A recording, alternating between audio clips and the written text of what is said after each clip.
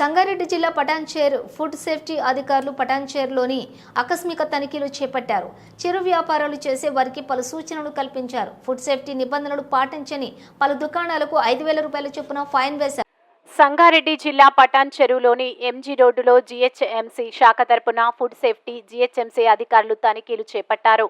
వీధి పక్కన ఉన్న పానీపూరి, ఫాస్ట్ ఫుడ్ సెంటర్లు, స్వీట్ షాపులు తనిఖీలు చేసి వారికి ఫుడ్ సేఫ్టీపై తగిన అవగాహన కల్పించి పలు సూచనలు చేశారు.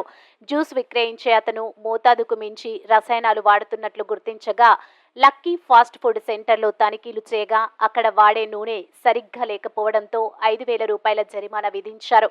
చిరు వ్యాపారులు ఆహార తయారీ, పరిశుభ్రత పాటించేలా అవగాహన కల్పించినట్లు ఫుడ్ సేఫ్టీ అధికారి భానుతేజ చెప్పారు. త్వరలో మరోసారి తనిఖీలు నిర్వహిస్తామని, అప్పుడు కూడా తీరు మారకపోతే తగిన చర్యలు తీసుకుంటామని ఫుడ్ సేఫ్టీ అధికారులు అన్నారు.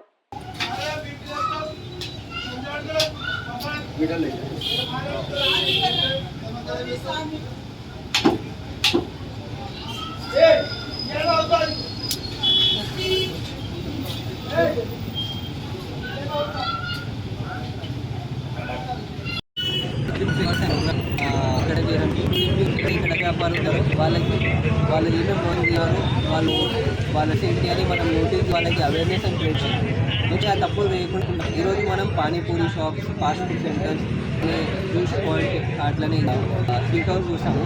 దాంట్లో కొన్ని పానీపూరి వాళ్ళు గ్లౌజెస్ తీసుకోకపోవడం, హెడ్ క్యాప్స్ వాడకపోవడం, అట్లనే ఇప్పుడు ఫాస్ట్ ఫుడ్ సెంటర్ వాళ్ళు ప్రాసెస్లో టీఎస్ఎస్ మెయింటైన్ చేసుకోవడం, ఆయిల్ టీపీసీ మెయింటైన్ చేసుకోవడం, at the same time juice point వాళ్ళు కొన్ని ఎక్స్పైరీ ఐటమ్స్ వాడడం.